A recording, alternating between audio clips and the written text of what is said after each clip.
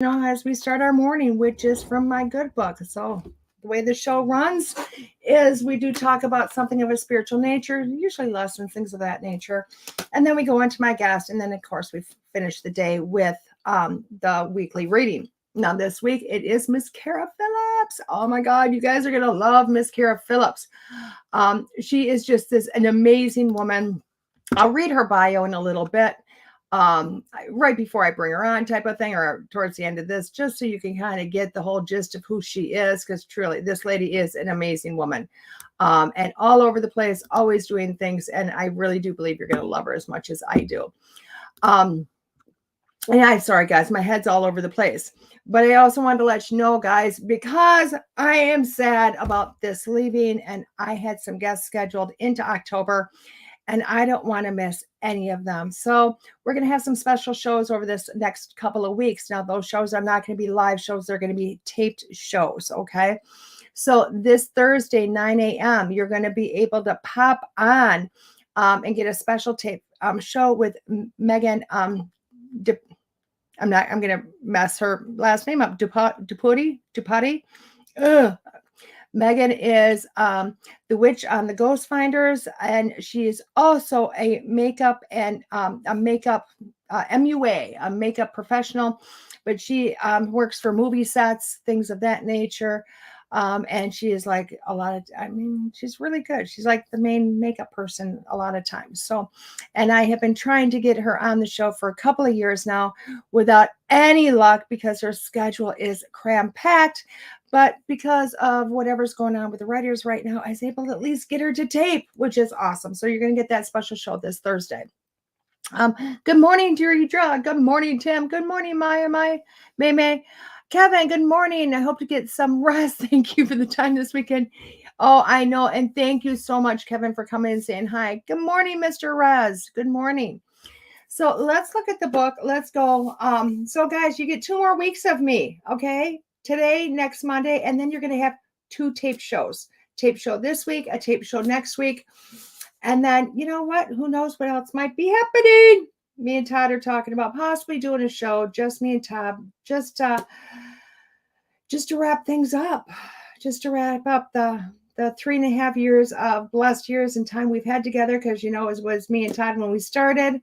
And we just might do a wrap-up show, just me and Todd in the end. So just to recap and enjoy and love, and hopefully all of you guys show up just to say hi, which would be awesome. Good morning, Miss Anne. So let's read from the book. So what are we going to do? Open it. Wow. I hate when he does this, but he does it. Good morning, Ward. Now I got to go and figure out this. Good morning, Nick. How are you doing? How are you doing? Awesome. Oh, okay, Anne. I need to go into my emails because I was like, no, not going to use that one today. And because of course it's Neil Diamond Walsh that sends it to me. And I went, no, I didn't feel like it, blah, blah, blah, made the whole type of thing. And it looks like we have got to use it, whether I like it or not. So, and that's if I can find today's. Anyway, let's go on to this. So I want to tell you very few words. Look at that gorgeous picture. Very few words, but I'll tell you what, it's good morning, Miss Mona, from Norway. Oh my gosh. Good morning, darling. So right off the bat, guys, this is very few words. It just says glorify what you are today, yet do not condemn what you were yesterday, nor preclude what you could become tomorrow. Pretty short and sweet, huh? Pretty short and sweet when you're looking at that, but it is so incredibly powerful. It is so incredibly powerful in those words. Now, I do a lot of teaching people of being present, staying in this moment right now, always right here. And, for a lot of different reasons, but some of the main reasons I teach it is because I tell people, unless you're in a present moment, you're not going to get information from spirit. You really have to be, when they tell you, I'm in the focus, I'm in the lane, I'm in the groove, boom, boom, boom, it's right there. So you get all that wonderful information. But really, what's a better reason to stay right there in this moment is I'll tell you straight up, it's to experience life. It is just so much just to experience life. Because so often, guys, we waste time. We waste a lot of time. What do? We think about what we did yesterday. We think about what we did last week. We think about what we did years ago. And a lot of times we're not thinking, well, I did the dishes last week. No, we're critiquing ourselves. We're analyzing it. We're analyzing it to death. And then we're condemning ourselves almost. And what I mean by that is because we're almost doing self-judgment. And a lot of times you will hear it. And I'll tell you what, you'll hear it from friends, from social media, from family. Hello, Nicholas. We will hear it from ourselves, everybody. The only way to heal from the past is to learn about it, look at it, analyze it, blah, blah, blah. There's a lot of wrong words there. And what I mean by that is when we look into the past, we tend to, again, put ourselves down. What could we have done different? And honestly, you want to change, you probably would have ever, as often as we say, I would have changed this and I would have changed that, more than likely you won't have. Why? Because you only had so much wisdom when you made the original decision. So I tell people, if you're going to look at the past, to heal the past, because that part is very important, but do it from a different angle. Don't condemn yourself. Don't put yourself down. Don't think you've made the wrong choice. Don't analyze it. Oh my gosh. Analyzing just leads to that self-judgment. Instead, look at it and go, what did I experience from this? What did I learn from this? Okay. And I'm not talking about the small pictures like I learned not to lie. No, it's like, what's the bigger picture? Look at these things from the past from a very outsider's point of view and look at what you brought to yourself, what you brought to your soul to really add and take it to another level. Doing it this way, it helps you to heal from the past. You would not believe it. It helps you to heal, but in a way that isn't so traumatic to yourself. And it also keeps you from going, oh my God, I did all these messed up things, blah, blah, blah. And instead it puts you in a place of wisdom. So with what this says, it's straight up. Don't condemn yourself for what you've done. Those mistakes were made, and not even mistakes, because there is no mistakes. But these things were done. We're not going to change it. And it also says not to preclude what's tomorrow. Why are you guys always thinking about tomorrow? It hasn't happened yet. It hasn't came. Now, I'm not saying don't plan your vacations. Don't plan your vacations. Gosh, y'all know I've been back a week from Florida with my grandson. Clearly a planned vacation. Flights and where we're going to go and what days we're going to do it, blah, blah, blah. Yes, all of that was done. But on the day of the vacation, the day that we go to Epcot Center, we wake up. There's no plan of what time we're going to go. Hey, Jenny, there's absolutely no plan when we're going. We wake up and it's how you feeling. What do you want to do today? We're going to go here, but what time do you want to go? And we just eat breakfast and we watch TV and we snuggle and we might get in the pool. We might not get in the pool. Who knows? And then all of a sudden it'll be like, okay, it's time to go. And we get in the car and we drive there. And when we get there, we're in the moment. We're not thinking about, oh my gosh, I get to go to Magic Kingdom tomorrow. Why? Because that's just a waste. You're going to miss what's in front of you today. You're going to miss who you are today. And those are the big words there, isn't it? Who you are today. What you're absorbing today. The wisdom of today. And the cool thing is I will tell you guys, when you get into that moment where you are really looking at today, and you get in that habit, you tend to stop having to look into the past. And what I mean by that is even when we're getting those hot debates or those arguments that we tend to get into once in a while, when you're in the moment, okay, it makes you stop and think about using my words wisely. It makes me stop and think, I'm never going to get this moment back. Hey, Rob, happy England. Hi. And it's late for you, right? Well, not really. It's in the afternoon. But aren't you supposed to be at an event right now, Mr. Rob? Rob's at, God, he's at an event he's in England today, guys. Him and his family are going to be doing an event. So anyway, yeah, I busted you, didn't I? I love you so much. But when you're in the moment, guys, when you're in a present moment and you're looking at stuff, what's going on right now, okay, you tend to start going, okay, what am I experiencing right now? What is happening right now? Why is this happening? And you start to absorb everything around you. You start to see things from the bigger picture while you're in it. Okay. And it is the coolest experience. It really is the coolest experience. Last week going around with a child that's not quite 4 yet. I mean, a lot of people be like, oh my God, why'd you do that? And you went to the Disney kingdom? Like, oh my God, well, you're a glutton for punishment. And quite frankly, I was a glutton for adding more to my life, because I sit there and I go, in my present moment, I'm going to see this through his eyes. I'm going to follow him.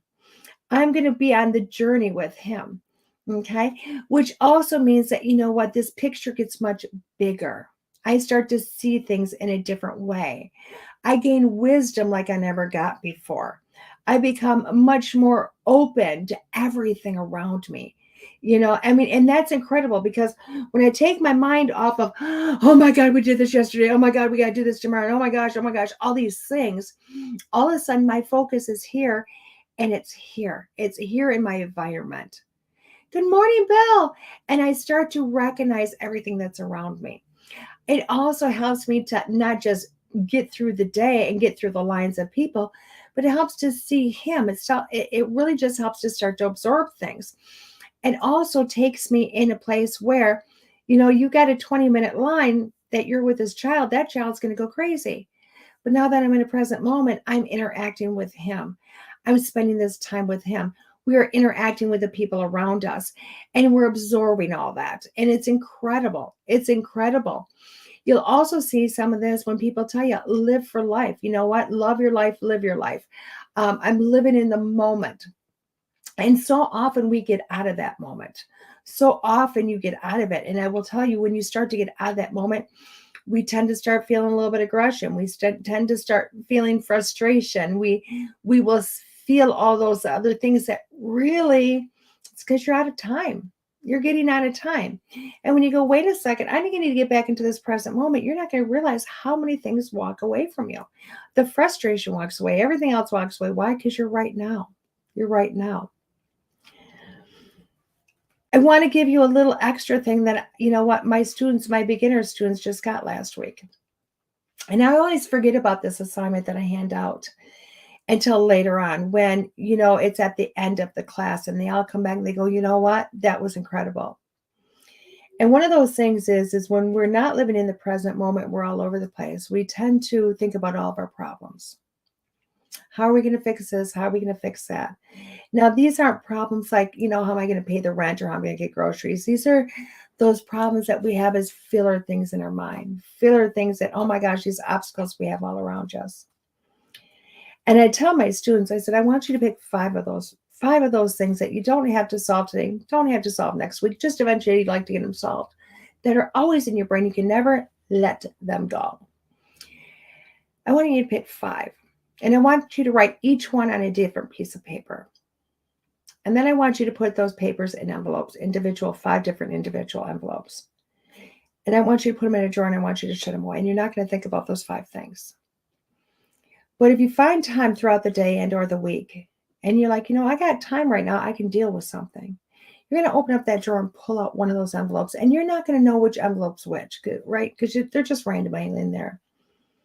And for that time period, you're going to focus on that one thing. Just the one thing. And you're going to solve the issue of it. You're going to fix the problem of it. Okay? And it's incredible because you find out, all my students find out one of 2 things. Either one, they actually completed they fixed everything because they took them one at a time. Or they forgot about them in the drawer. And they forgot about the problems because they put them away. And then they found out they weren't really problems. That really they were just filler things of frustration in their mind because they were living every place else except for here and today. So I want you guys to think about some of that, guys. I want you to think about how often you are living for tomorrow or living in the past, and how often you are not experiencing this moment right here. And when you start to realize you're not experiencing the moment right here, I want you to bring yourself back to this moment. Okay, into the moment you're at. And I want you to stop and I want you to observe what is around you. Observe those colors. Observe the sounds you're hearing. Observe what is in your mind at that moment that you stopped. And then start living from that moment. Okay, take your day that way. Start enjoying your life, guys, because that's really all we got is today. We've only got today. Okay. So with that being said, good morning, Miss Paige. With that being said, we're going to take a short break. And when I come back, I'm going to have Miss Kara. This is Deanna here on School Through Spirit with WLTKDB.com.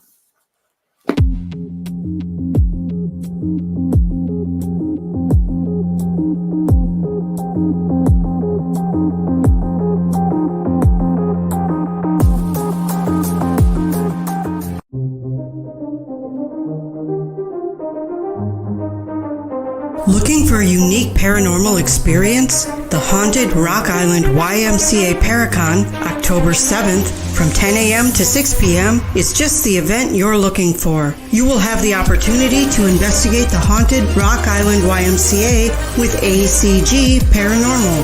Visit with over 60 paranormal and metaphysical vendors from 8 or more states. And pre-order your t-shirts at dvinar@aol.com. Visit a psychic gallery reading, mediums, tea leaf reading, animal communication, dream interpretation, aura reading, tarot and oracle card readings, or get a Reiki healing. See a demonstration of the Estes method by Carly Bird. Presentations by Nick Simons and Aaron G. Thompson of 28 Days Haunted, Greg Bakken from Ghostbox Radio, and headliner Rick Hayes, along with many folks you'll see on Paraflix. Be sure to like and follow our sponsors: Paraflix, WLTK DB Talk Radio LLC, Studio 6 Productions, Unturned Pages, and Ocean Eye Crystals. General admission is only $5 and all proceeds go directly to the Haunted Rock Island YMCA.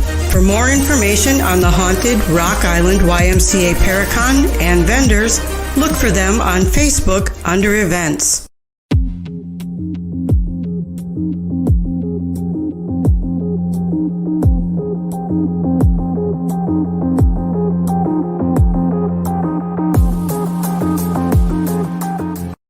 Hey, welcome back, everybody. This is Deanna again with School Through Spirit on WLTKDB.com. This morning with me, I have Miss Kara Phillips. She is the host of of the obscure. Is it into the? Sorry, I can't even read this morning. I've got a grandson popping in the back. She is the host of Into the Obscure podcast. She's been seen on the Discovery Ghost Hunters, and her photography is featured on Hello Obscura. Now, Kara joins us fresh off of a 5-year paranormal research residency at the infamous I can't pronounce anything. Joliet I just give up talking right now. Correctional Center. My mouth went bleh. Let's just welcome her in. Hello. I'm like, I can't talk. I quit speaking today. I have to laugh because I tried to call somebody earlier today about something and I hadn't spoken yet. And she goes, hello. And I go, oh. I said, oh my God, I'm sorry. So it just reminded me just sometimes it doesn't work. It doesn't work. And today it's just not working. I was like, I'm so used to doing things just so off the seat of my pants that I go to read. I'm like, it just doesn't work very well. But hello, how are you? Hello, I'm great. I love it. I love it.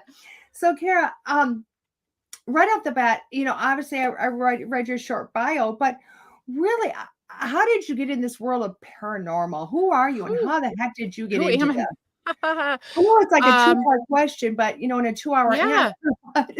No, so okay, my whole life I grew up in the Chicago area and kind of, which is pretty spooky around here, and come to find out, my family, especially on my mom's side, it's pretty normal that people, we just I had to laugh at a recent holiday. Somebody said, oh, now is that house haunted? And everybody goes, oh yeah, I saw, like, it's nothing, I guess I thought it was a little bit more unusual to see ghosts, right? Okay, But yeah. everybody just acts like it's completely normal and it was never even talked about.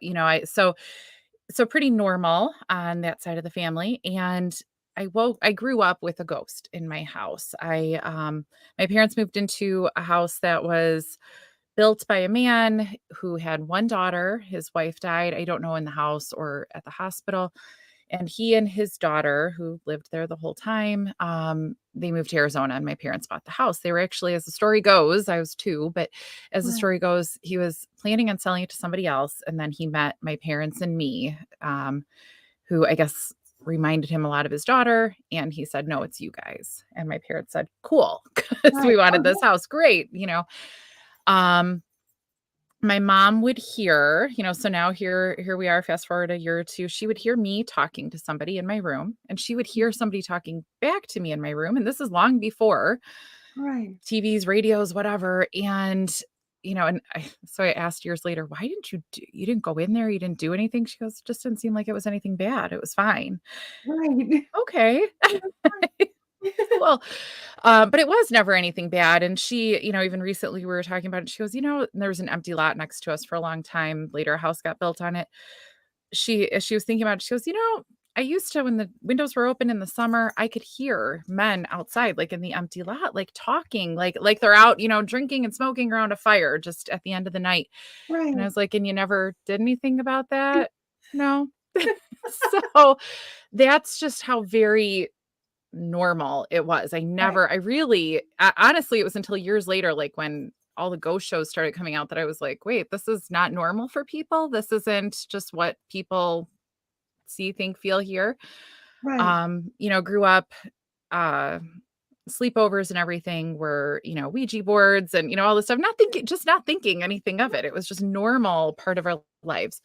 I grew up close to and where a lot of my family is buried, Resurrection Cemetery, the home of Resurrection Mary, all the stories. And it was just Yeah. also normal, just part of, okay, let's look at the gates. Let's see if we see anything.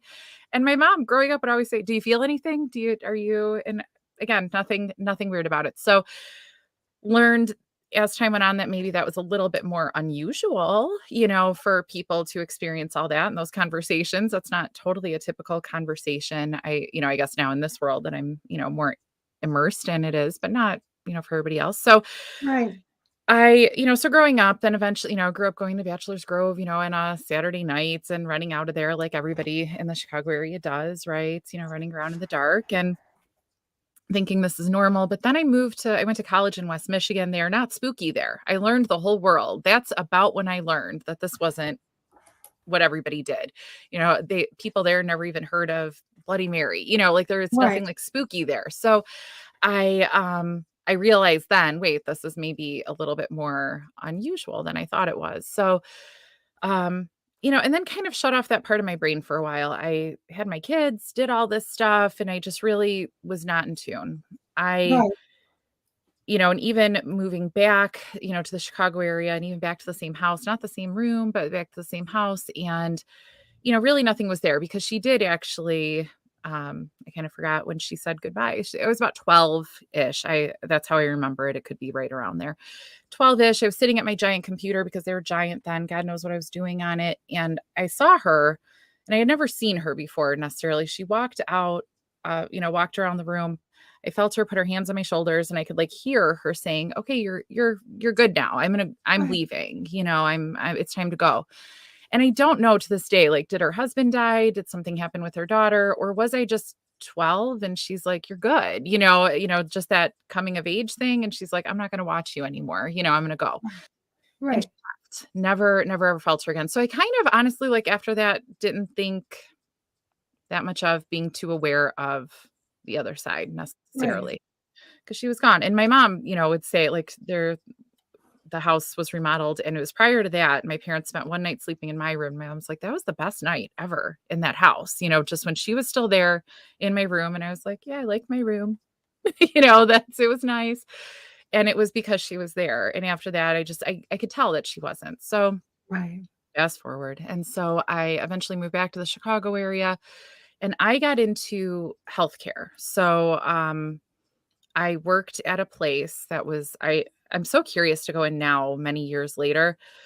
the building's been there for a long time. It's one of those buildings that once upon a time it was this and that and the other thing. And, a little boy died there once. It's one of those, who knows Right. what's through in that building, Right. but at the time, and I think still, it was functioning like as an assisted living, kind of like a nursing home. Mhm.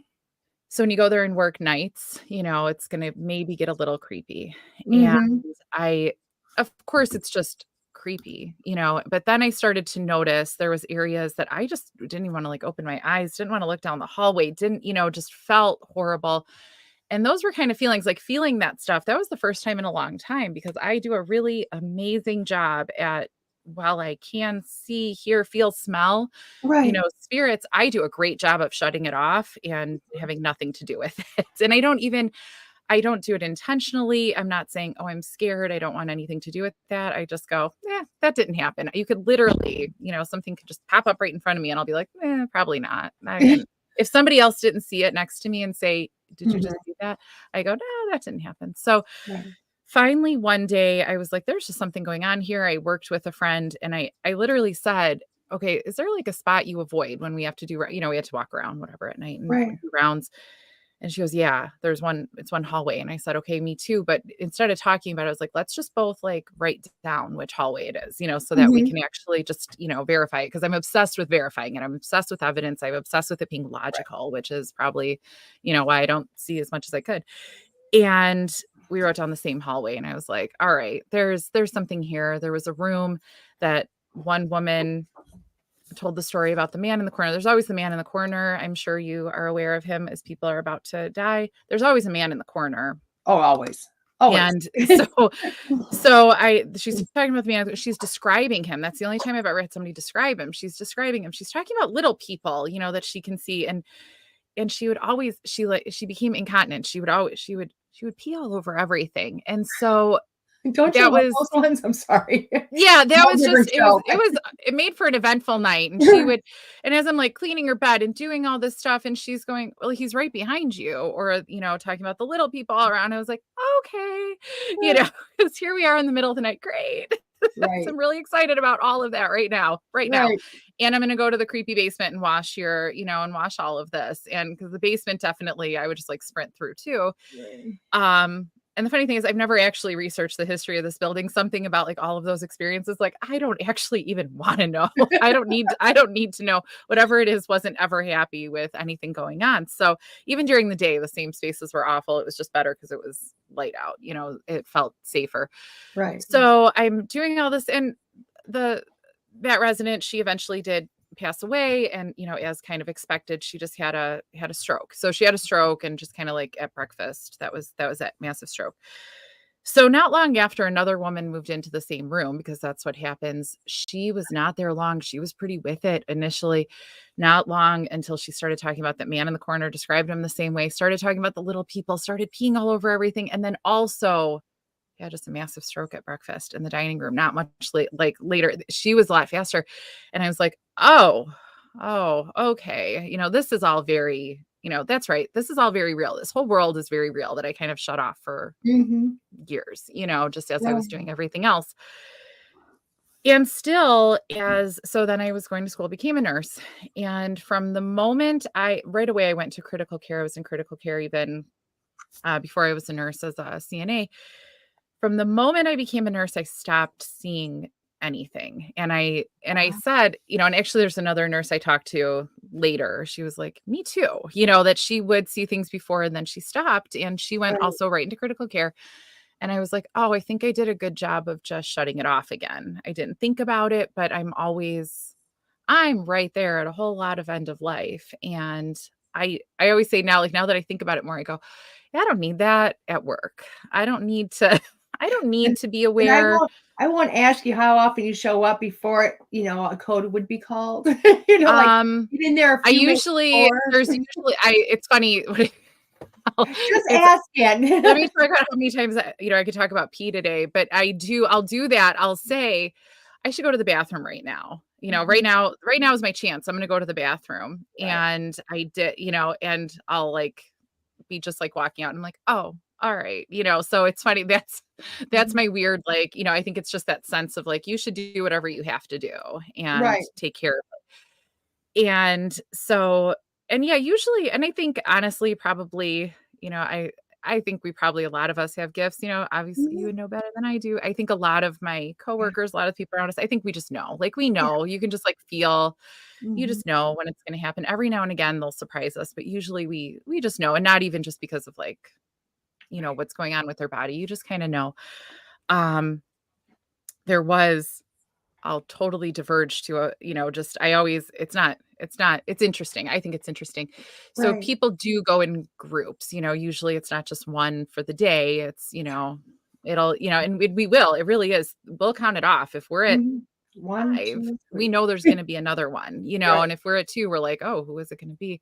Right. But there was, it was during COVID. So it was a wild time. And there was one patient that was dying. We withdrew care. We knew he was going to go, and he had a younger guy next to him in the room who was very, very sick. He was, Yeah. and nobody really, I think honestly, because of his age, just nobody expected anything, especially that day. Right. And right when the one that we expected was crossing over, like right around, those couple of minutes, this other patient had stood up, and just and died. And we were like, did he just, like I always say, did he just like see that like the door was opening and was like, now's the time? And it was surreal because his was very unexpected and everything going on. And the one was very expected. So all the family was calm and peaceful in one room and it was not in the other room. And it was just the most surreal moment, just the juxtaposition. But I was like, I feel like he just said, well, Let's go. it's time. Let's go. He saw the time. He said, all right. Because probably he was not far off overall, but just it was not expected that day. But so even at work though, I just kind of turned it off for years and years. So so now enter my time at the Joliet prison. And so Right. I started going there.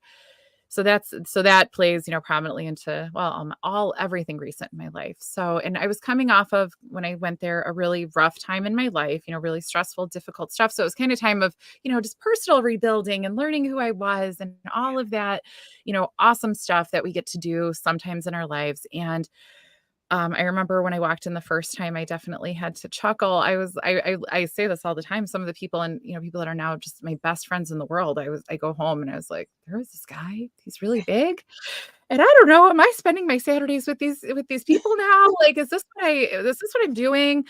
And then I went back the next Saturday and the next Saturday and kept going. And now these are the people that I, love more than anything and Mhm. spend so much time with and talk to constantly. But, and he'll, that big guy is named Rob, and he'll tell the story. Yeah, I saw you and I thought you would never come back. Like they're going to come this one time. And then you came back, so we chuckle at how, our first impressions of each other, but we did, we noticed each other. Mhm. So I started just as I had passed the place growing up all the time. My mom worked in Joliet. We drove by.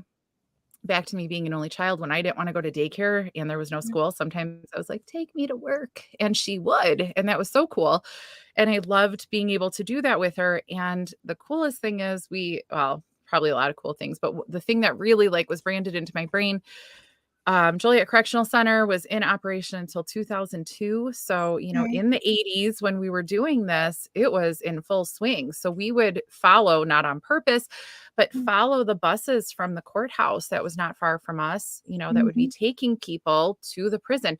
So we would follow these buses, we would see them, we would see the buses park and people starting to get off of them for processing. Like, it is just, if you've been there, it is just a pretty major road, goes between two giant sections of this prison, and you just drive like it's normal. And it's so Right. wild to me because now that's not how they build prisons. Now they're definitely pretty far away. Right. So we're driving and it looks like a castle. And I was fascinated, just absolutely fascinated that we could be just in the middle of the state prison Right. and driving down the street. So whatever, cool. Years later, I ended up moving about 3.5 miles away from it, just incidentally, not on purpose at all. And, when it burned, when the fires were set by arsonists, I saw the fire from it. And I knew, like when I saw the fire, I was Right. like, that's the prison. And I always just felt a connection to it. So really, when I first went, it was I always felt called and I always felt a connection, but it was really just to be able to run around in this awesome place and get to, help preserve history and help clean it up so there could be tours and there could be history. So that's all it Mm. ever started as, was just this fascination with history, these, just amazing times in our history and the people and just being part of preserving it. So Right. it's also haunted though, and Mm. people would talk about, and really the interesting thing, it was really abandoned except for vandals or people trying to spend an evening there, just for some shelter. There was a lot of people that kind of would squat there even. So other than that, there wasn't too much energy going into this place for a long time. And so Right. it was funny. You could feel, and funny is probably not the right word, but you could feel it waking up over time, Okay. and just, Yeah, well, that makes sense. You're introducing yeah, and making it. it was a lot of energy we were putting in. So, just physically in our chatter, our friendships, our, Yeah. all of that. And it was the inmates that maintained the grounds. They did the cleaning. They didn't have somebody else come in to clean. It was the Right. inmates that did it. So I think over time, as they kind of woke up, kind of felt us and saw us cleaning and doing their work and doing all of this stuff and putting so much love and care into their home and Right. really where they're staying, that's where it started. You could just you could kind of feel it coming to life. But again, I like evidence and I like somebody else to verify it. And so Mhm. we started a while of saying, of me saying, okay, come on, like, if it's so haunted, somebody jump out in front of me, come on, do something, like you want them to do, move this, show me. Right. And the funny thing is, I would actually admit to it. I'd be like, "Oh, did you see that?" To somebody, and they would be like, "Yeah." Or "Don't you hear that?" But I was like, "That's not big enough. I didn't see anything yet. Nothing happened yet. It's not Right. big enough." And no, I would tell people, "No, I haven't seen or heard anything. This is lame. They're not doing anything." While I would at the same time say, "Did you see that?" Because it Right. just wasn't big enough. I don't know. And I think I shut it off for so long that I think I really wanted that really big, crazy, it can't just be a feeling, right? It can't Mhm. just be, I, and for years I would still like have those feelings, or, you feel nauseous or you feel kind of dizzy, and you'll watch the TV shows or you'll hear people and they'll say, "Oh, I feel dizzy." And I'm like, that's not real evidence. Right. That's not real. It is. Of course it is. Right. But I Yeah. never liked believing, because I'm like, no, if I'm not seeing somebody jump out in front of me, I'm not seeing it. If I'm not Right. seeing something like concrete, I'm not seeing it. Right. I'm the biggest believer skeptic ever. Like, no, that's not real. Right. So because I think I do like to live my life and like just Mhm. logic and concrete Right. things. And when I don't have logic or concrete things to back it up, I don't know. I like evidence. I like Right. things that people can agree on. So time Right. started going on and we spent a lot of time. We were part of the paranormal tours, doing the paranormal tours, working with, learning how to ghost hunt, learning Right. about the equipment, learning all the stuff. And I'm like, they don't do anything for me. Again, I would see the shadow, there's distinct things in different locations. Right. And I'd be like, oh, that's funny, that EVP, but it's still like, it wasn't I think just Wasn't enough until for you. they were going to do it for me and big, I Yeah. just wasn't I was hearing people's voices, like there's doppelgangers, that happen there, and they would imitate, people that we know and, love and know very well. And I'd be like, yeah, that's weird. I would hear it and I'd be like, that's crazy. No, nothing happened yet. And I like the level of like denial in my brain is wild when I look back at it. I'm like, wow, what was I waiting for? So I was waiting for Right. something big. So finally, when finally said, "Okay, I see and hear and feel and smell things there." Fine. They did it. There was one night on a paranormal tour again, since I never saw anything or never heard anything, I just kind of considered myself just somebody that was there with guests, Mhm. whatever, keeping them safe, keeping them from running off, because it is a big, dark place that is not always the safest to be in Right. some areas. So I would, just kinda, and again, I never saw any ghosts, whatever, even though I did. I would just always I would have my back to the galleries and I would just watch the living people and make sure they stay safe. So Right. one day, a couple of guests, and so this is what it took. It took the evidence, it took other people. A couple of guests say to me, "Is there somebody down there?"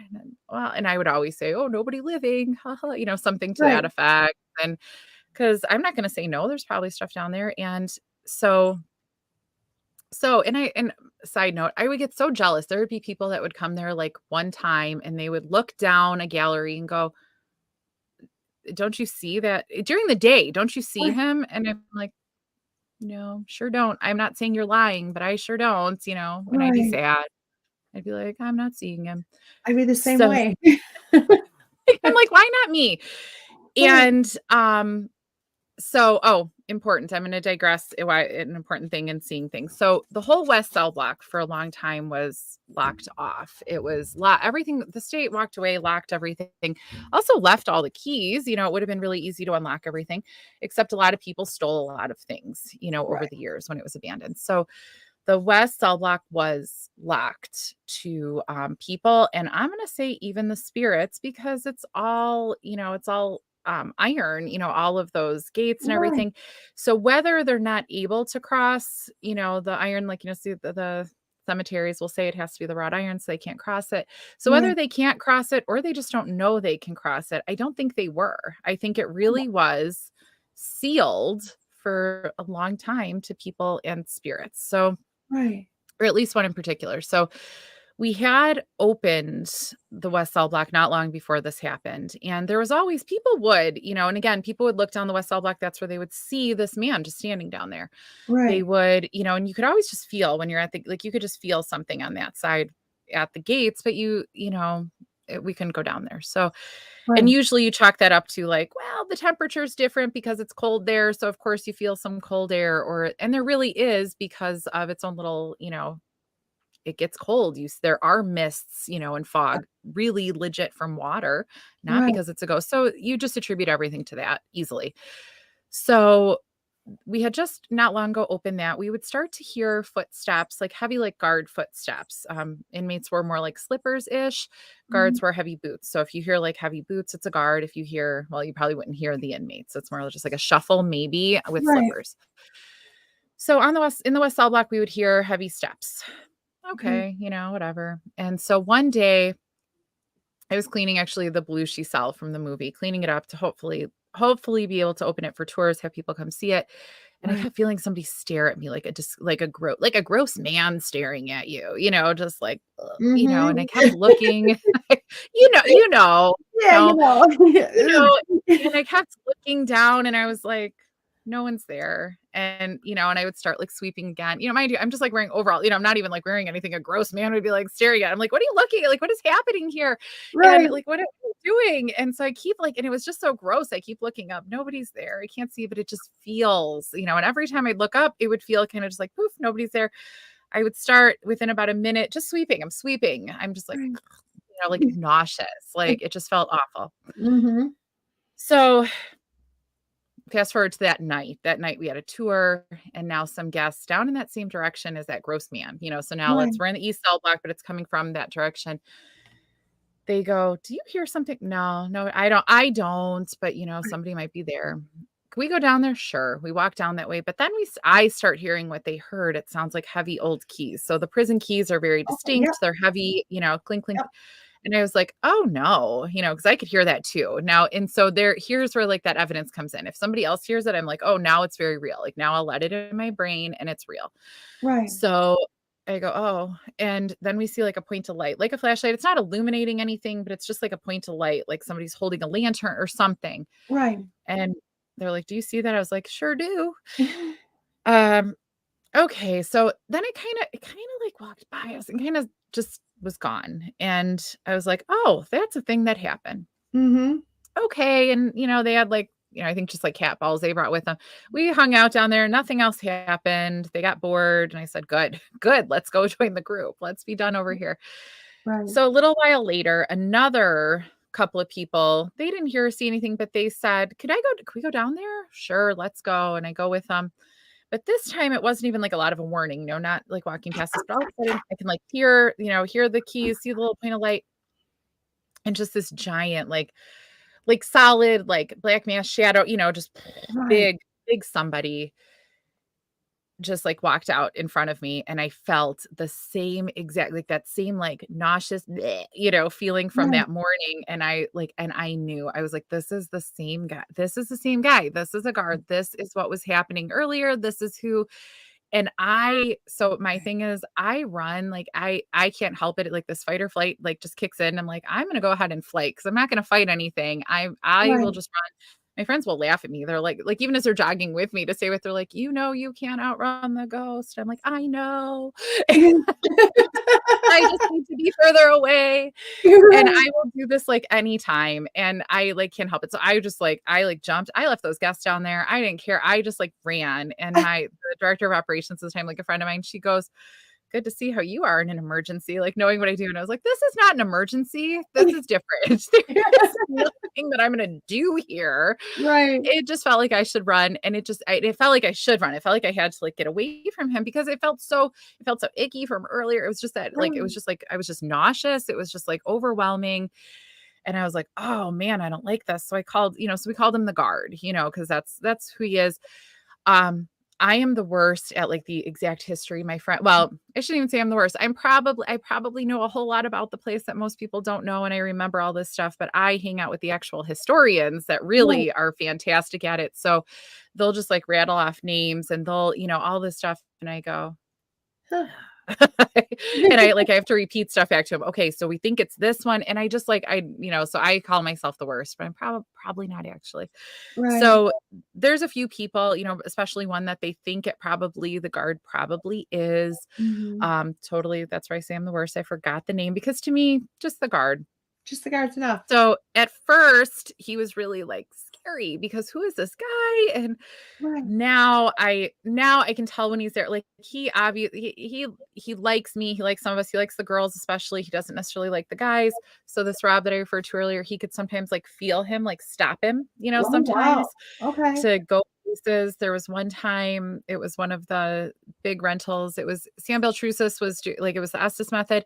Okay. And it was actually like him coming through and it was so cute. He was saying like he liked me. I was there. He doesn't like Rob, was able to name names, doesn't like Rob, telling him to leave. And then where I became, again, I like my evidence. I like Right. so obsessed with the Estes method and just like a true believer in just, everything after this moment.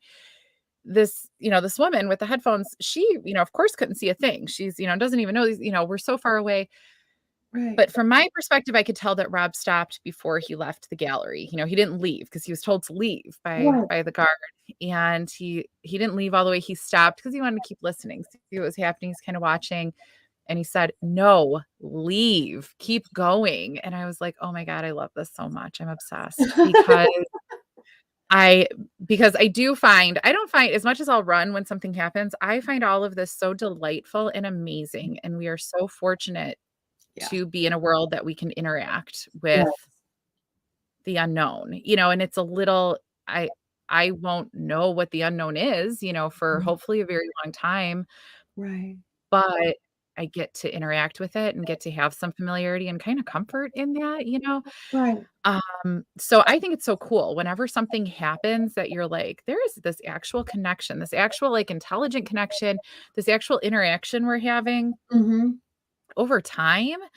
I think that's the most amazing thing. So I'm just like giddy with it. I think it's so delightful.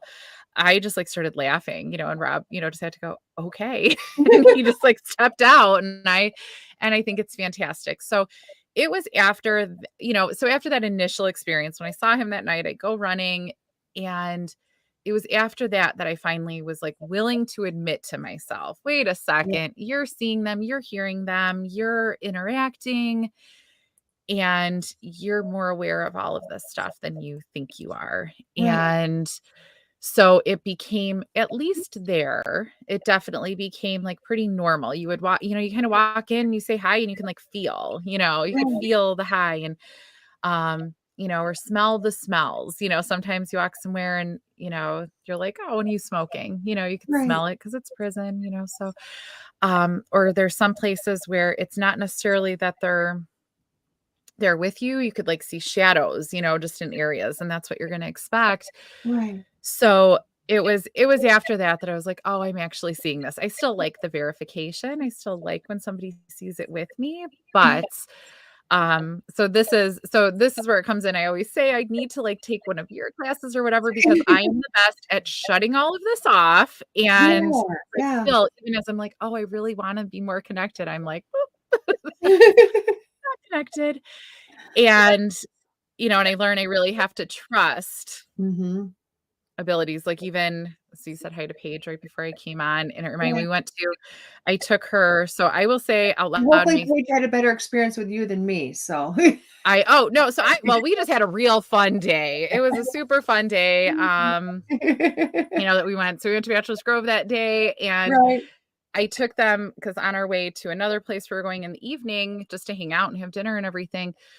Took them to Resurrection Cemetery. So I will say the only place in the world, I'm not joking, like when I say this, there's something about that big mausoleum at Resurrection Cemetery that scares the crap out of me. And Okay. that is the one place that not only would I not pay money to go stay at, that I think something goes on is haunted. I don't know how much it would take to be paid for me to spend the night there. Oh, Like, wow. I don't know. And it's always been ever since we went in, because again, a lot of families buried there, not in the mausoleum, in a whole Right. nother section. So one day, like with my mom, ages ago, went in, we're like, oh, we should go in there. Let's see what it's like. And I hate it. Like, it's so creepy. I will admit now I kind of go in because I kind of like actually going somewhere and it scares me, that's, and it's fascinating. I'm like, why is this? Like, I can't get enough of the why. And so it actually, like, it's the one place that really like creeps me out. If I have people with me, it's less, you have people with you, Right. it feels safer when people are with you. But if I go in by myself, it's really, That's a I don't, lot. it's, well, it feels really bad. So it was kind of actually like on that trip in with them more recently that I said, oh, I have to really start actually trusting when I feel stuff, because I'm like, why, I feel, it's, kind of nauseous, like a headache, like ominous, like I should, just kind of close my eyes and run at the same time, Right.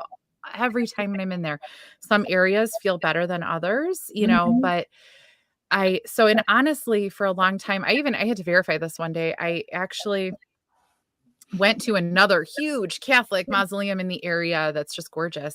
It's not the Right. same. So it's not that it's a giant mausoleum. That I would like to sleep at that one, Right. but I could take a nap. But It's the this haunted one, one.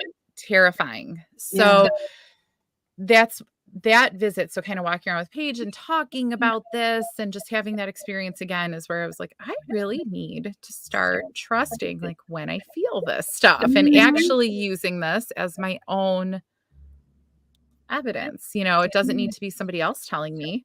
I'm obsessed with somebody else telling me what they feel and me going, me too. Yeah. But at some point I need to kind of cross that line into being like, I feel, and so this is a thing. Right.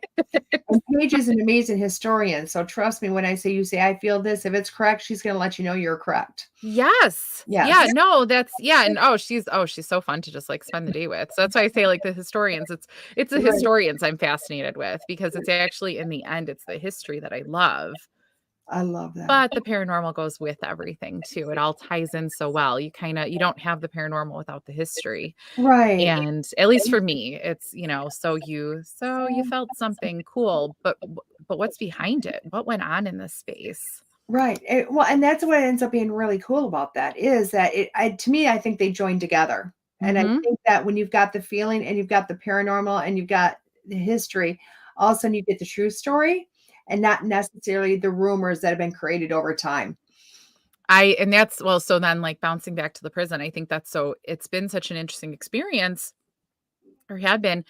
There's that premise of when you spend a lot of time in a place. So it's the 28 days haunted premise with the Warrens.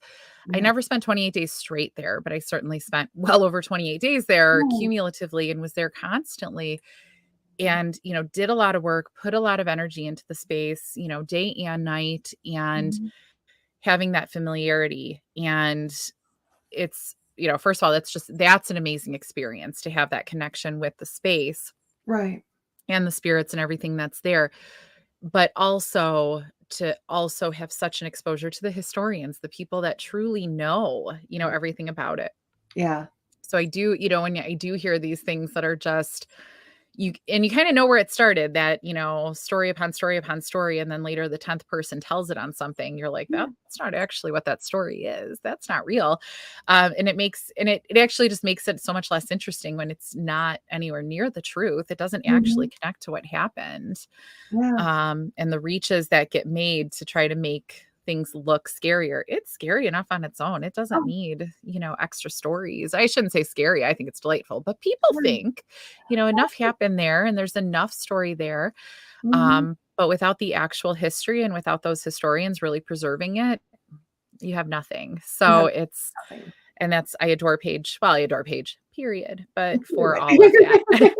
Paige is pretty cool. I got a beautiful day with Paige. I will say I got a half a beautiful day with Paige, and then Paige got a half a day that wasn't so beautiful with me. So I got jumped on the side of the road by Spirit, and I vomited for 5 hours, and Paige was there Oh, for 3 of it. It wasn't oh, fun. I was in the ER that night. They actually thought I had a stroke. Oh yeah, it wasn't, oh, yeah. When oh, they determined no stroke, the doctor sat down, looked at me, goes, "You're a medium." I said, "Yeah." He goes, "We need to talk about that." oh, And that's how they that's treated me. awesome. It was really awesome, but Paige is a great person to hold your hand to, just so you know. Good to So, know, because we're gonna spend the weekend together pretty soon here. So are you coming next year? Or? yes. Well, this Yes. week. No, this Oh, this week. weekend. This is cool This because weekend. I laughed because they're putting me in the nurse's station. I'm like, I retired, right? I retired. But it's appropriate. It is appropriate. It is appropriate, which is kind of cool. But so how did you end up with all this going on? I think I can see like a natural progression, but how did you end up on How a did I? ghost So hunt? yeah, so then I said, so probably pretty important to like the overall story is there was like kind of that rougher time, Mhm. 6, 7, 8 years ago. Right. And, so then I say too, I credit, going to the prison. So just again, I started there as a volunteer, and kind of in a rough place, just like psychologically and everything, that I was Oh, like, that so nice to make these friends, right? So as I started, this friend Rob, that I at first said, "Oh my God, I'm gonna hang out with this guy." He'll say, "You're different now." And I'm like, "Well, I'm not different. I just kind of showed up in rough shape, and now when you're surrounded by amazing people that love you and you love them and cool experiences, you really do kind of get to do what you're supposed to do, and mhm. reach your potential instead of not." Yeah. So I definitely learned about a lot about life and myself, and just kind of how to work through things, because don't a lot of us have like that origin story of things being difficult, Right. and kind of fighting back from something. So through that time, having those best friends and developing those relationships over time with people that you really just kind of maybe were those weird coworkers at the Yeah. same time, so, and that was kind of all an accident, because at the same time, then now COVID was happening. Now we're coming into 2020 eventually. Right. And that was for me. So, first of all, going to the prison was everybody's salvation. It was how we survived. We had a day a week that life was normal again, that we got to be normal people and just be together with these people. And the rest of the world was crazy. And we Yeah. had a little while that we were with just normal people being normal, doing what we did last year too. And we just kept doing it and kept having projects, like kept getting to do something. So that was huge. And at the same time, that's when I went back to critical care and things were pretty crazy. And you learn just how strong you are. And you start Right. meeting all these other amazing people that are so strong.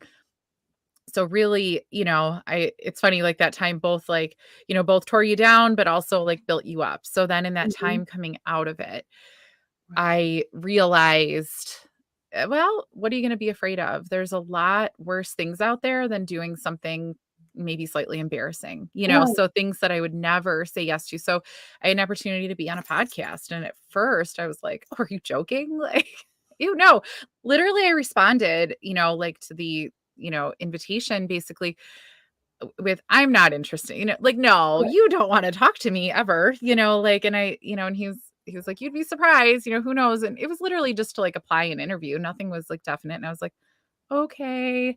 Right. And so I started like literally just calling it the year of yes. All the things that like I've always been afraid to do or to like, no, somebody's going to say something negative about Right. that.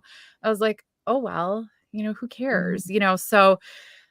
So with that, so between, the prison and my experience, with COVID and just growing through all of that and being surrounded by amazing people and, just kind of moving in like love with everybody and, and for myself and appreciating what I can do instead of what I Right. can't do.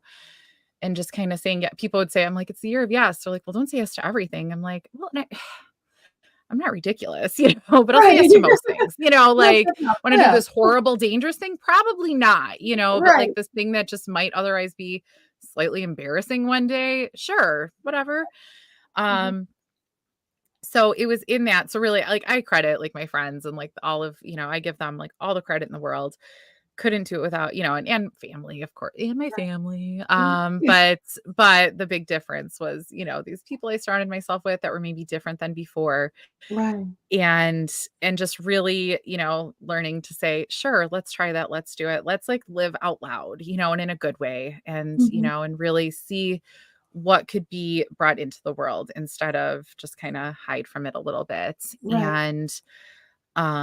and it's even like and even at work at the same time like really kind of with all of that kind of came into just all around doing better at things because I wasn't hiding from myself for what I could do or what I was able to do. And so just kind of came into that and started seeing what could become. And really like even for the podcasting thing, I was like, give yourself a year. If it's after a year, it's weird and you're just not enjoying it and it's not doing anything and then stop it. Whatever. Who cares? Give yourself Right. a little bit of time and it wasn't weird, it was fun, and it was and I through relationships I already had, like, doors were able to open, and I was able to go do these awesome things that I was wanting to do before, but was saying, "Oh, that'd be weird. No, Right. nobody wants me there."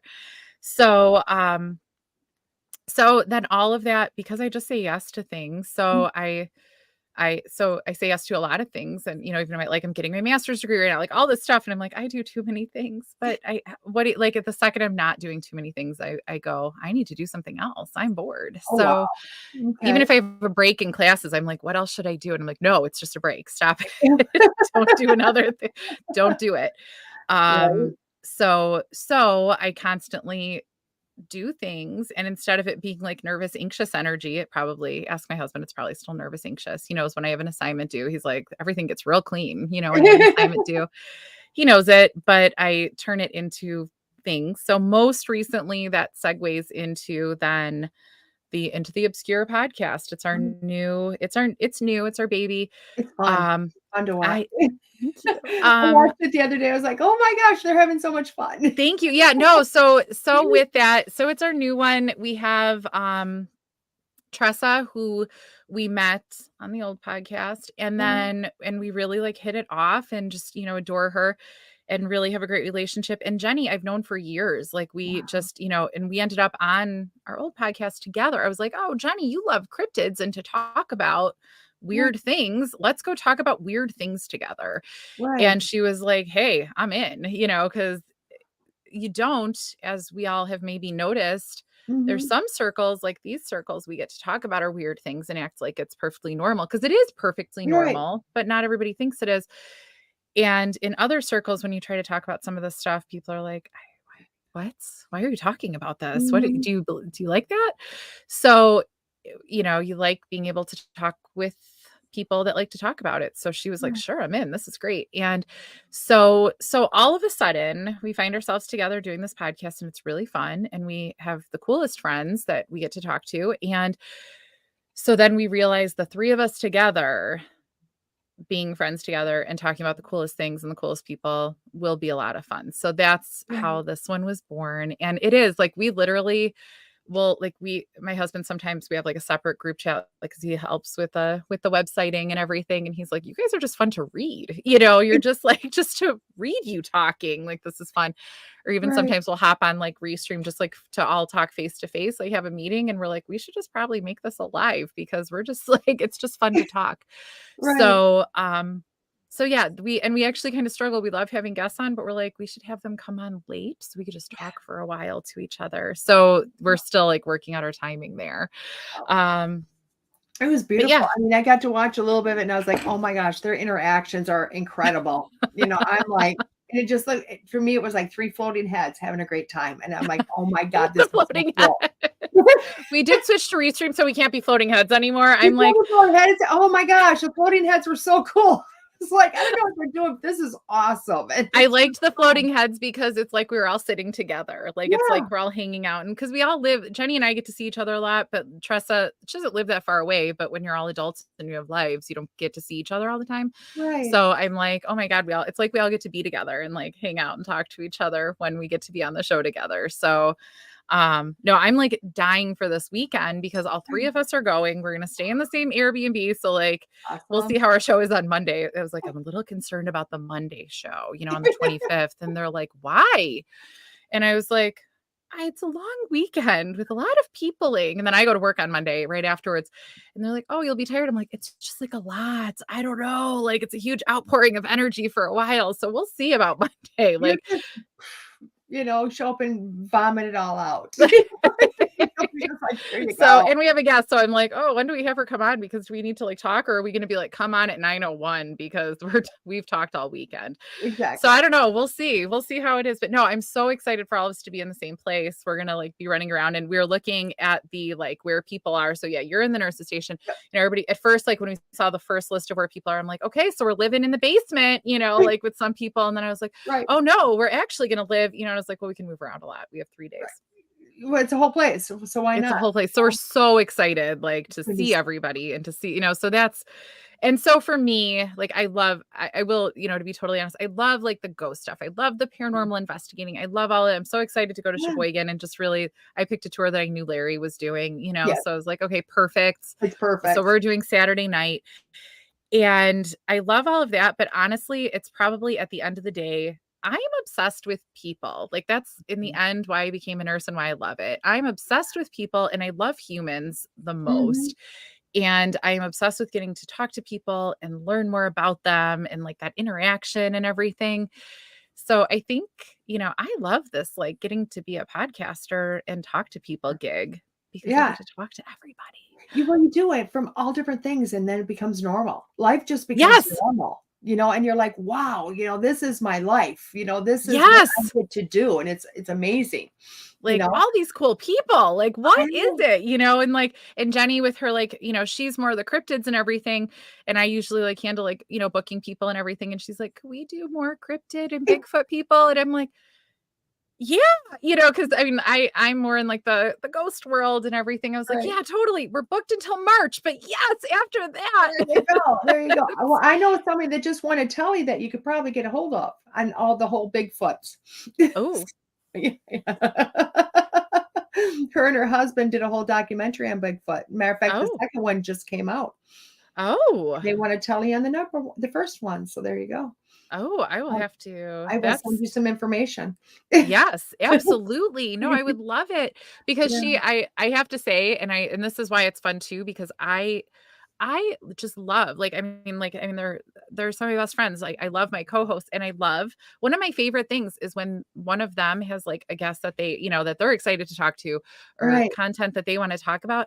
I just like love sitting there and watching them. I don't even need to talk to this person. I just like Mhm. love what, like, I am obsessed with them being excited about it. And Yeah. that's why it's fun too, It's because why this has been great watching you because one question is like, oh my gosh, just your excitement is awesome. Your excitement is like incredible. You know what I mean? You can tell you just love I watching. just love them. Like, I love all of it, Yeah.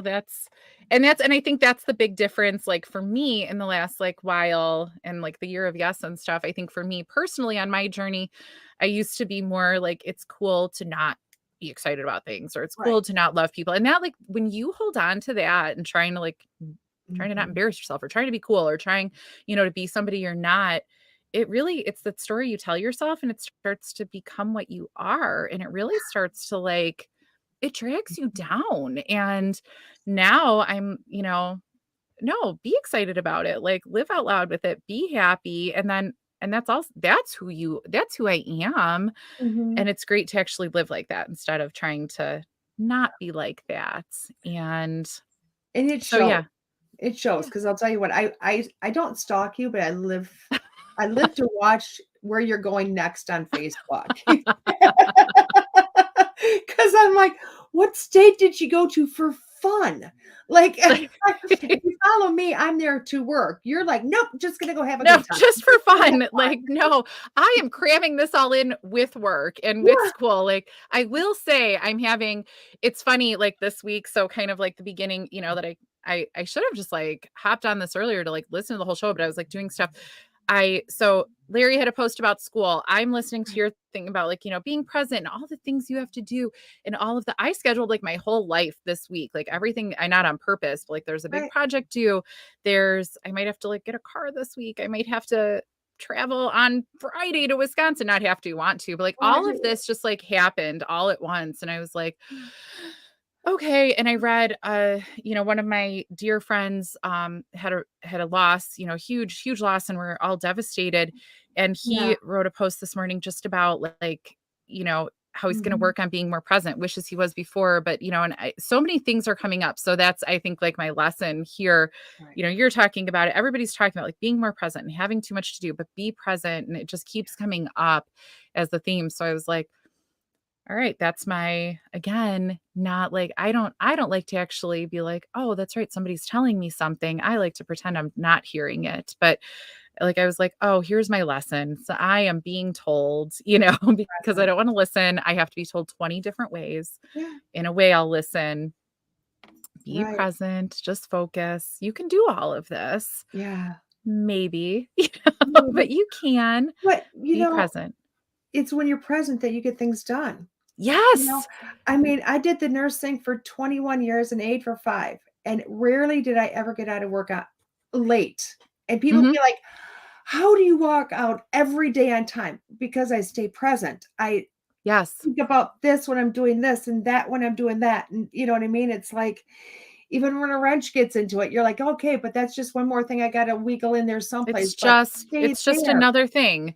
Yeah, And you that know? yeah, and I think and I have to do that because with a lot of things going on, right? Like, I'll sit here and I'll be like, "Well, but I can make that TikTok too because I gotta do that, and I gotta get Right. ready for that." And so it's funny, I'm like, I'm being productive. I'm Yeah, not being productive, or even when I go clean the sink in anxiety, I'm not being productive. right. I'm just like, "Okay, enough messages, today, really, like, literally today, like, since I woke up, enough messages about being present, do what you have to do."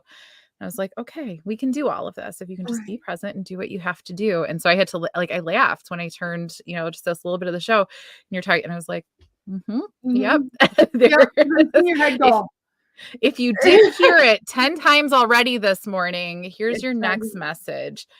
yeah, And that's even where I say, like, I have to take some classes one day. I got a while till I have like class free time and stuff, but because I have plenty of classes going on. But one mhm, day, like, I have to learn how to like listen to what I'm being told. Maybe listen the first time when I'm being told. It maybe doesn't have to be because man, these like messages, they have to get creative and tell me like 10 different ways. Like they have to rearrange like a Facebook feed or an Instagram feed, like just to like keep throwing it in my face. I'm like, how about you just listen the first time and hear it and just get better at that? And right, that will be like what I know I have to work on. right, and I wanna tell you sorry for your loss and the whole community. Oh, thank Oh, you. Yeah, no, thank you. It's been like, and I so didn't it's a get that coworker and I it's, didn't get the joy of meeting anybody, you know what I mean? And yeah, yeah, so it was yeah, no, it was yeah, it's weird, like, going to work, it's a funny, like, everyone the first time I went back to work after and he hasn't been back, but, like, everybody was just like, "Mer," it's like it's a hard we it's amazing how much we and so and like, we deal with a lot of death. It's funny at work, I say everything I say is funny. But it's funny at work, we deal with so much, sadness, death, tragedy, mm, And, it's critical care. Like, it's not going great when you're with us. Yeah, If you make yeah. it to us, it's not going great. No, And I mean, your chances are really getting slim at this point. yeah, it's a rough time. Yeah, And it's wild to me. Sometimes you hear somebody crying. It's not even sometimes. It's crazy. Like, people don't cry that much, probably because at that point it's such a bad time that they don't even think to cry. Like right, right there, they're not crying. So whenever we hear somebody crying, we really do go, "Oh, what's going on? What happened?" And then we're like, "Oh my right, God, no, it's always sad. It's literally always sad here." right, It's everybody should be crying all the time. right, But honestly, like, to hear a person cry, we're like, "Did something bad just happen?" Yep, it's always bad all the time. So right. it's been like a weird experience, I think, to have like a community Mhm. loss and sadness, and all of us still just showing up to work and, experiencing this. So, and it's how much heavier all of the heavy stuff gets when you have something kind of that is heavy. And Right. that's been uh interesting experience. I think kind of like an empathy or whatever. There's sometimes, some rooms you walk into and something that's sad is happening and you are like, okay, I'm gonna walk out now because this was just really sad. And so that's why I say too, I'm really great at putting up those walls. So Mhm. when I don't see the ghost walk in front of me, because I'm really good at like, Right, we're just gonna not feel this and go about our business like we right, have to, because I have a job to do. right, And so even sometimes if my job is to sweep this hallway at a prison, I'm going to do my job and not see right, that thing happen. I'm right. going to, even if I'm like guiding a tour, maybe literally my job kind of is to maybe see the ghost, to like have some interaction. It's a You're paranormal tour for not. God's sakes. Um, but even then I'm like, I got to watch these people. I have a job to do. So that's, I think, an interest that will be like for me, Mhm. I kind of, because of course I can't not have projects. As much as I say Right. be present, I'm like, have 10 more, Right, so my next thing, as this degree wraps up one day and, stuff kind of calms down or we settle into the podcast and it's not as much like, work, like launching, right, is that working on being more present to even not just say, I have this task. And maybe the task is literally just, I'm going to guide these people through here, to right, be able to like also open my brain to, and other things can be happening, not just this right. task. You're gonna have to write a book on what I didn't see. I, that, that is the book. Oh my God, let's all like remember that. I That's the heard it in my title. head. I'm like, "She's gotta hear this. She's gotta hear this." Oh my God. No, that's awesome. Cause yeah, no, and there's so much. Like Yeah, so I always think of and I chuckle. So Mr. Rob, I talk about him all the time because I talk to him all the time. He's one of my best friends. right. One day he was so cute. He goes, so his mom was a nurse. And so Mhm. he's, has like that perspective and everything. And we were talking about that I don't see these things, or I don't hear them, or I don't admit to it, whatever. I kind of have it shut off. And he goes, it was so cute. He goes, "Yeah, I imagine you've been there. When somebody has died before, when somebody has crossed over, you've probably been there, at least once." And I was like, "At least once," and I'm like laughing because I'm like, this is like normal. And Mhm. he was like, "Oh," and stuff. Yeah, So, to me, it was just so, and that's, I was like, oh, so my experiences are different maybe than what people expect experiences. And I have the benefit of I travel in like two communities that get to like be privy to so many right. things that people aren't, right? So Mhm. everything with being a nurse, all the stuff I get to experience, see, Yeah, know, be part of those moments in people's lives as they're coping with their new stroke, or, the changes that are happening. That's just, that's not paranormal. That's just like really your part. You are an important part right then and there. And what you do makes a difference yeah, in everything medically and just, interpersonally. right. But then also the whole paranormal world and all the cool places I get to go, the cool Mhm. experiences I get to have, the stuff I get to learn about from people. Yeah, I'm just so, and that's, how could I not be excited and delighted all the time? Like all of the amazing things that I get to like be privy to. yeah, And I love that. Like that's such an honor to be like part of that world, like in right. so many fronts. And that's because I'm sure we all remember that, like those significant people in our lives, probably a lot of times a nurse, like those significant people that like helped you like see it a different way or feel it a different way or have that experience with them. Mhm. And I get to like as it applies to ghosts, I get to be there when somebody like sees that shadow for the first time. That's amazing.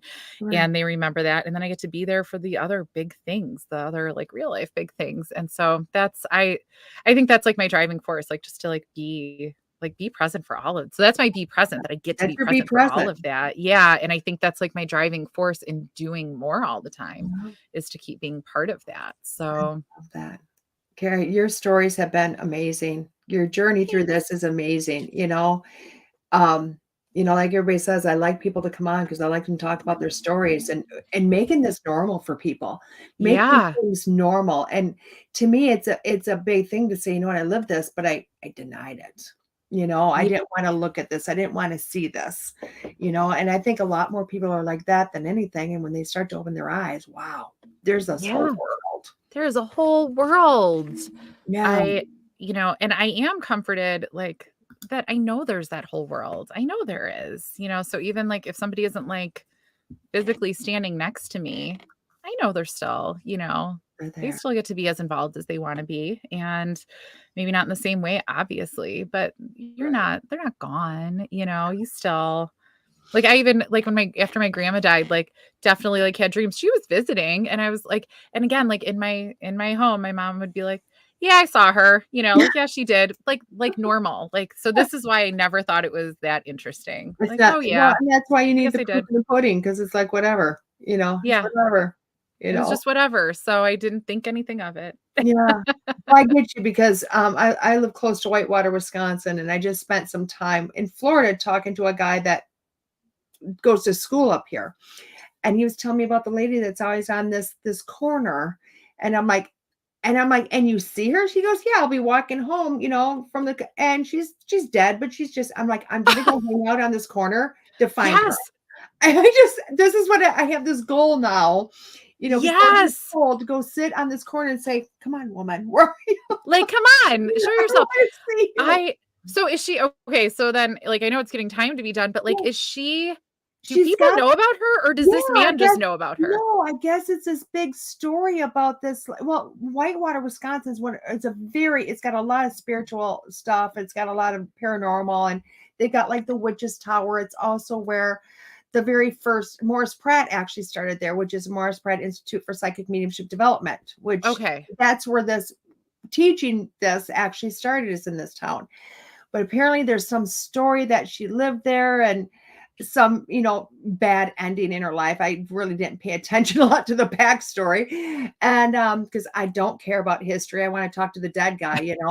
That's me. And he's like, no, and she sits out there, there's that she comes out and she sits on this corner, like on this bench or whatever. And I'm like, Oh my God. and I'm going, for real? And he's like, yeah. And I'm like, and you've seen her? And he's like, yeah. And I said, and she's a dead person. He goes, yes. What part of this do you get? I'm like, the fact that I'm gonna be there, and you're gonna walk home going, because I'm gonna be stalking the dead lady until she pops out because I want to see it. I He's want gonna be to see like, you're sitting next to the dead lady. Like, you don't see her? Like, come on. And you'll be like, no. I know I'm gonna be that person going, I'm not leaving it until you show yourself, so because I want to be the person that sees them out here and not just in here the way I see them. Yeah, So so that's that's the thing, right? Like, so I was talking to Mike Ricksecker, like, 'cause he's big yeah. on like the shadow people, but they're not every, like, sometimes it's just how you see things. Like, not every shadow you see or shadow, sometimes it's just how you see them. So I no joke, I would think I'm like seeing shadow people, so Mhm. maybe that's even part of it too. I'm like, maybe I'm just seeing bad things. And he's like, no, sometimes it's just like, it's the frequency you see stuff at. So like when I see a shadow, maybe somebody else saw a So, white blob. I don't know, they could see colors. yeah. I just tend to see like good shadowy outlines. That's kind of how I'll see it. The only time I ever saw like not, if I saw, the only time it was not like a shadow was Mrs. Bauer at my house. It was like a white, like Right. misty blob. It was definitely a woman. But other than that, it's always dark. And I think that's just how I see them. I don't,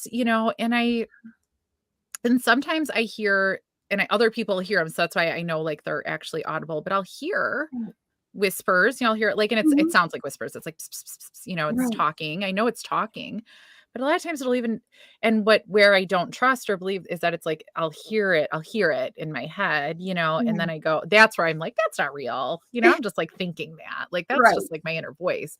Right. But sometimes like, no, it probably is not. And, or Mhm. if I see it's not, I'll like, if I see it, I don't think it's actually, I know I'm not seeing it for real. I know it's not actually out there. It's just kind of how my like brain perceives it. It's Right. like a sparkly wiggly, Mhm. kind of is how I'll see it. But like, Mhm.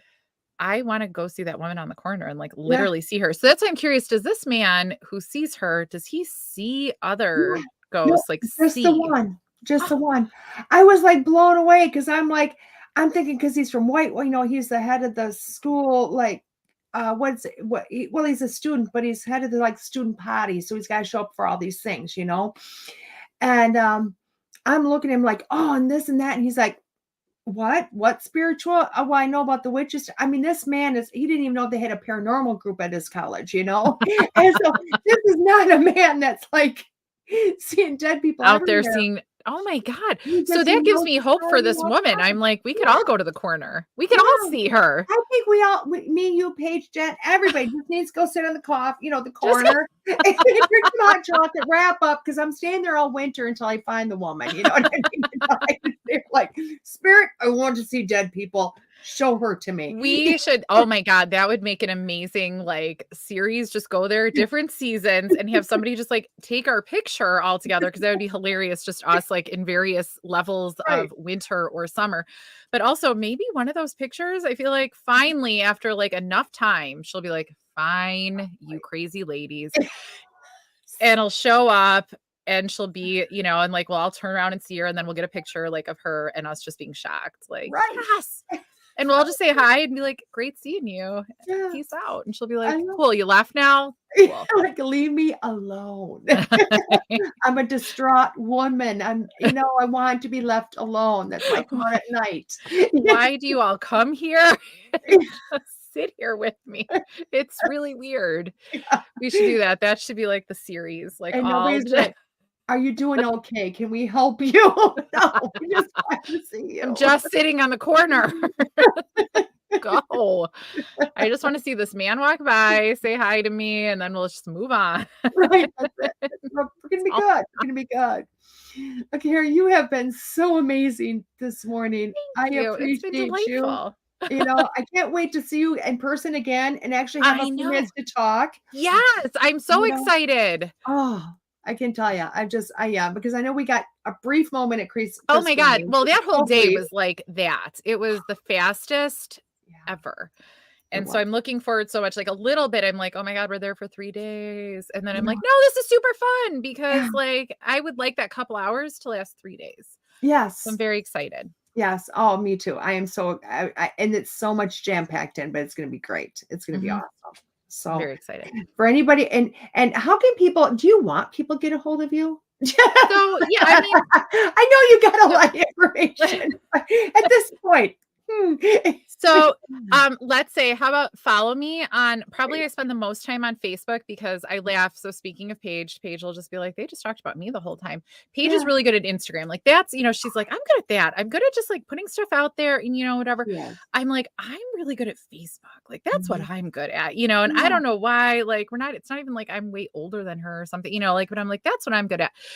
So Facebook is where I usually am. If Mhm. I'm on social media. So Kara Phillip, Kara space PHILIP, or Into the Obscure podcast. So Facebook, Instagram, all the same. Into the Obscure podcast or Into the Obscure, and Kara Phillip. So I'm like, follow me and come hang out on adventures. And I'll tell you what, she's got some adventures, and you'll be like, where do you live? Because she's in a different state, a different area. You're always doing something. It's great to watch, It's just fun. Yeah, I look forward to like when school is done, which it's going to be a while because then I'm like, oh, I will have like the world will be my literal oyster. Like I will have time. And right. so I look forward to that. That'll be super fun, but it'll be a little while. Awesome. Well, congratulations on getting that master. I know it's not there yet, but Thank just the you. fact that you're doing it is like mind blowing to me. So congratulations. Thank you. Yeah, I don't even know how I like backed into this corner. I was like, that's sure I'll apply. And here I am. Like I I love said to it. my husband one day, like, oh, this isn't that much fun. He's like, who said it was gonna be fun? I was like, I don't know. I think I did. You're like, well, I whatever. was wrong. I was wrong, but I'll have it. You know what I mean? I'll have it. When it's done, it'll be great. When it's done. And Yeah. then the whole time I will look back and be like, that was fine. What am I complaining about? And then I'll look back on this interview and I'll be like, that's right, it wasn't fine. It was too much.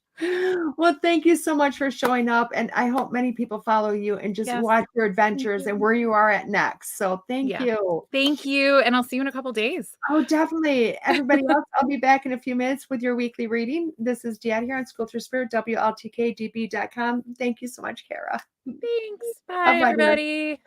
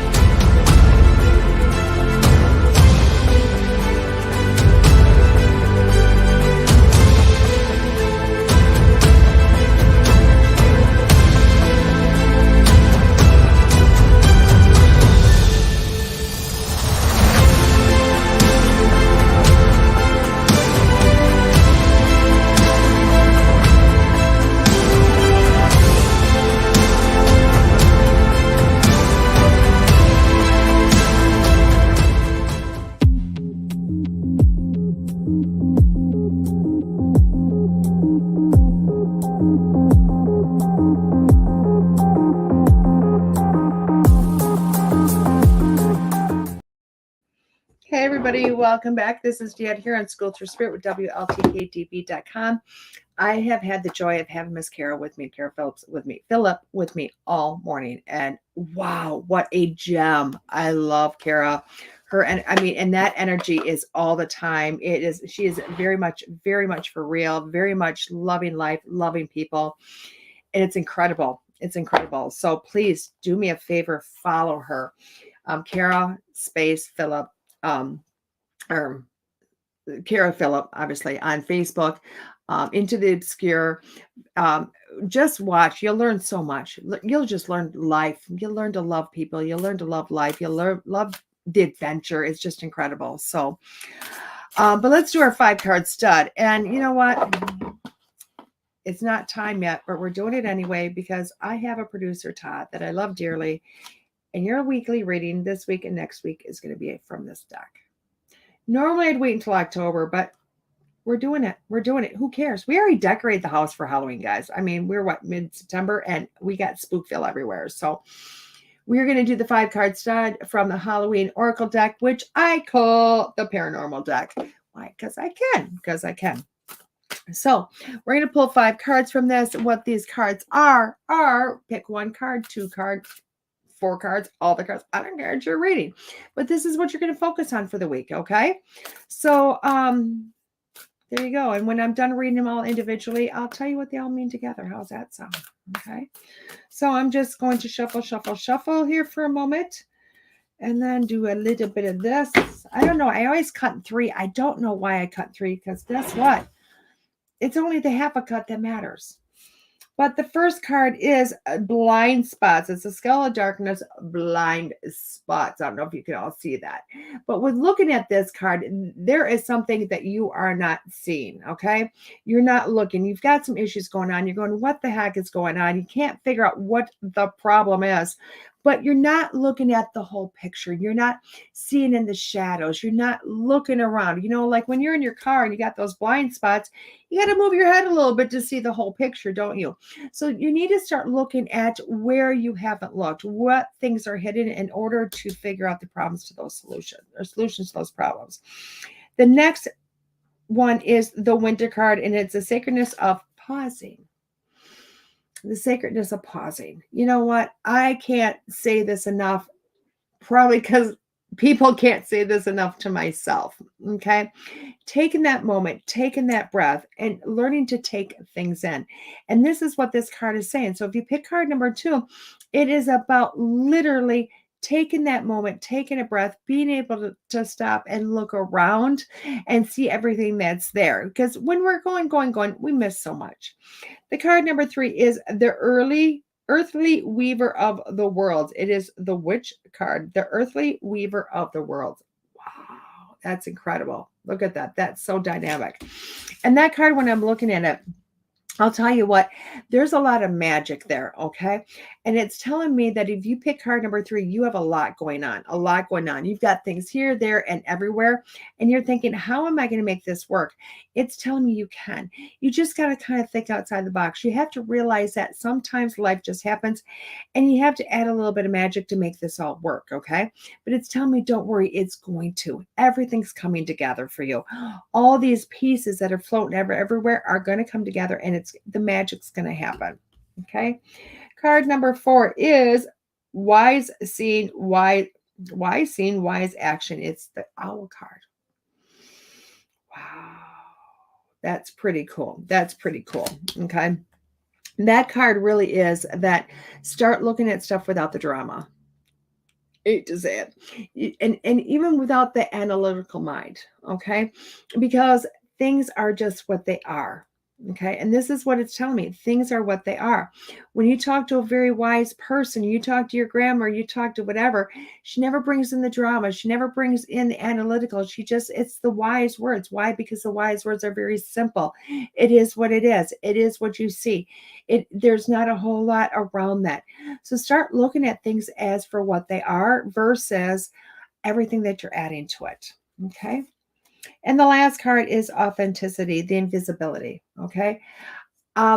You're walking into some stuff here, and it's letting me know that with the authenticity card is to start looking at yourself from a different angle, a different perspective. Okay.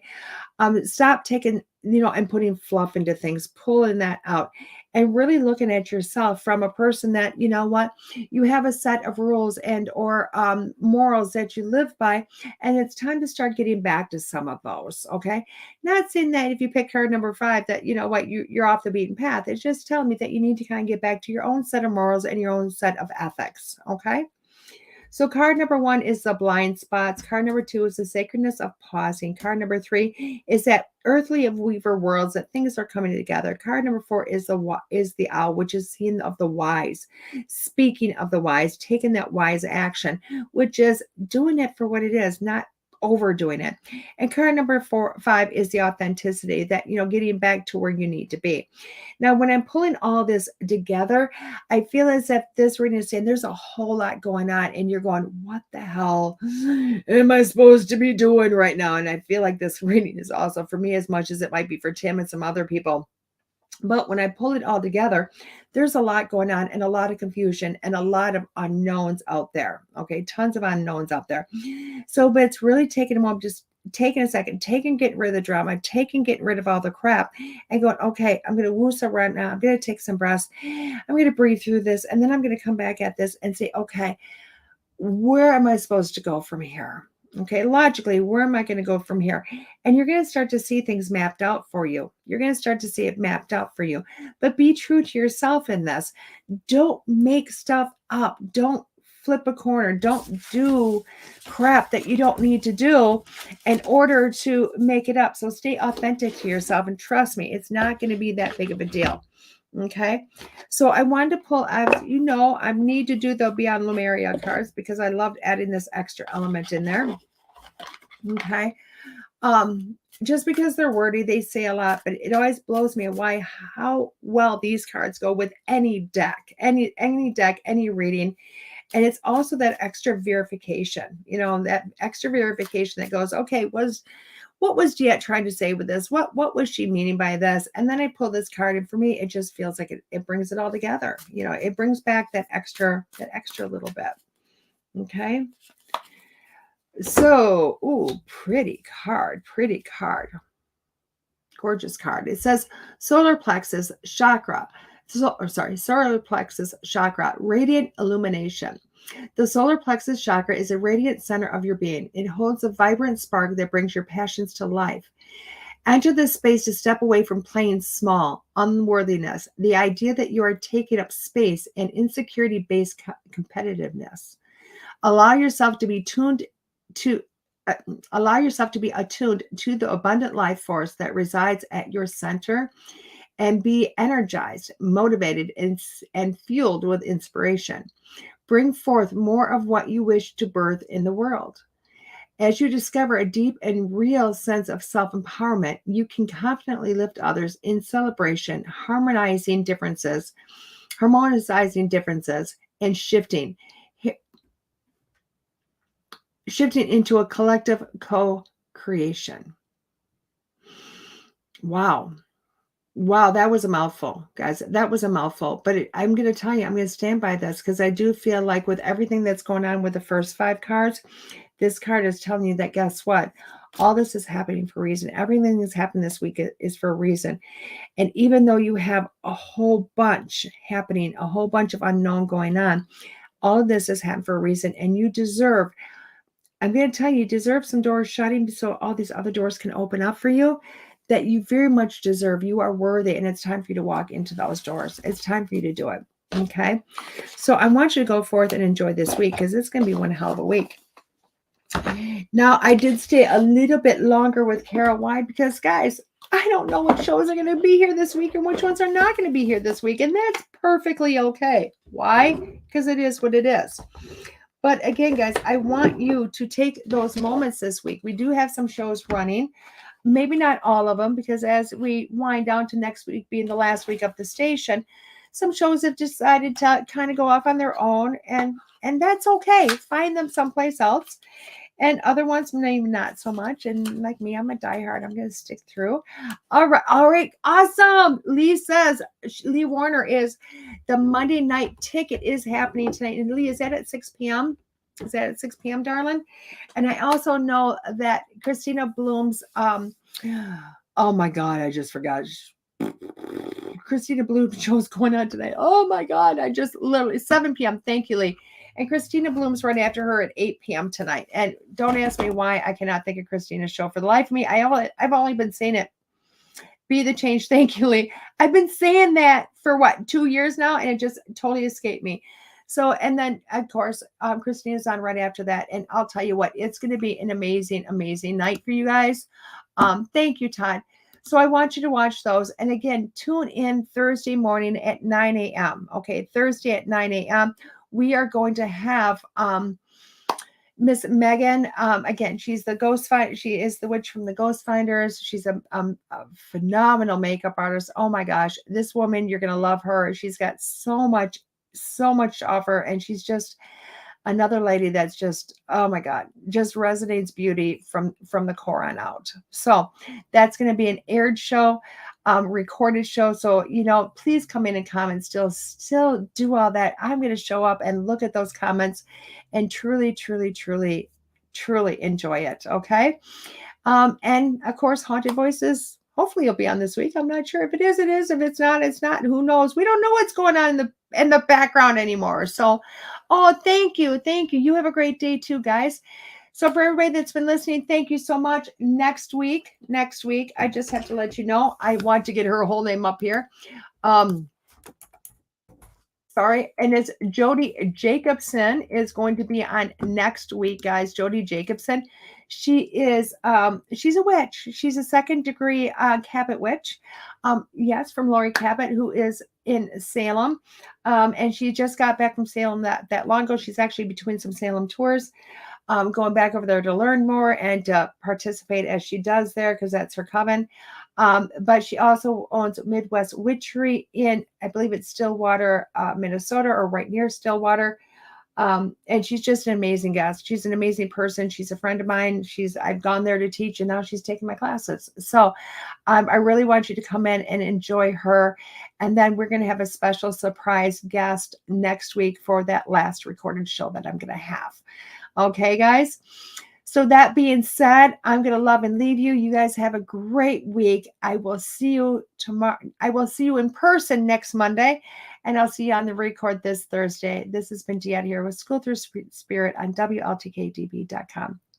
See you guys. Bye. The truth is here and now on WLTKDB Talk Radio at WLTKDB.com.